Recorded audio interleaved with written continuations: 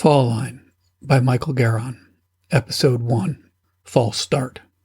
One day in Togo, West Africa, I returned home to find a group of village women gathered around my house. The house was roofless. Its corrugated lid lay 30 feet away. Inside, I found everything heaped in a pile at the center of the room. Even the most fragile things, like the glass chimney of my hurricane lamp, remained intact. My friend and colleague Cebu arrived as soon as he heard that I was home. He acted as my interpreter. The village women spoke over one another, competing to talk about a mighty wind. They said they'd watched it spin down from a nearby hill. They saw it swirl in through an open window. Then the roof popped off like a champagne cork. Having exhausted all comment, the group dispersed. I stood puzzling over the improbable pile of items stacked in the middle of the room. I wondered if the village had gotten together and taken the roof off themselves. Cebu laughed when I told him what I was thinking. He said it was crazy. First, because why would the village do that?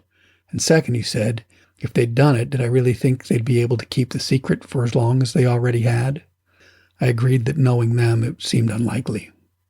Then he told me two more things. First, there would be no end of speculation about why this had happened.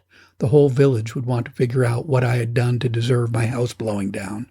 They would want to identify the persons whose spirit guide had extracted this revenge. Second, I couldn't sit back and shrug this off because there were things I had to do. He said he wasn't sure what those specific things were yet, but he'd speak with the village elders and figure it out. They'd know exactly what to do. But I'm getting ahead of myself. Let me roll the tape back first. My Peace Corps boss dropped me along with my new mattress in Pagoda during the summer of '78. After a few minutes, an old man walked up and introduced himself. Monsieur Robert, he said in French, stiffening his posture in a legionnaire salute.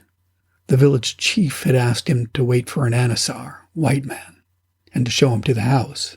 On the way there, he asked where I was from. When I said, I'm an American, he looked startled. So you've been to the moon? He asked. A short distance later, he pointed to a house. Before I could walk through the door, someone shouted, You're not wanted here, go away. The open hostility surprised me, as did the fact the words were in English. The speaker turned out to be another Peace Corps volunteer, Evan, who'd arrived the previous day. He'd been promised he'd be the only volunteer in town. He said he had no intention of sharing a house. I told him I'd find alternative lodging as soon as I could. The next morning I set off to have a look around. Within a few minutes I'd reached the point at which the short line of straw-roofed huts ended. Beyond that was only the vast African plain. The very last of the dwellings caught my eye, because it alone had a tin roof, where all the rest were straw. It also had flat walls with squared corners, where all the rest were round. Despite the lovely vista across the street, the square building was an ugly smudge in an untended yard. The windows stood empty and open, bracketed by weary wooden panels drooping from rusted hinges. The front door, like the roofing, consisted of a thin sheet of corrugated tin. A dime-sized Chinese lock held the door in place. The building was so clearly abandoned that I didn't hesitate to put my foot to the door. That afternoon, I reported to my new job at the local agricultural extension office. The guy I spoke to asked me where I was staying. I mentioned the issue with Evan at the first house. I told him I'd found alternative accommodations and described the place on the edge of town. I asked Cebu, my new ag extension counterpart, if he thought there'd be any problem with my taking it. When he realized which house I was talking about, his eyes widened in surprise. You can't stay there, he said with a firm shake of his head. That's not a good house. But it's fine for me, I assured him.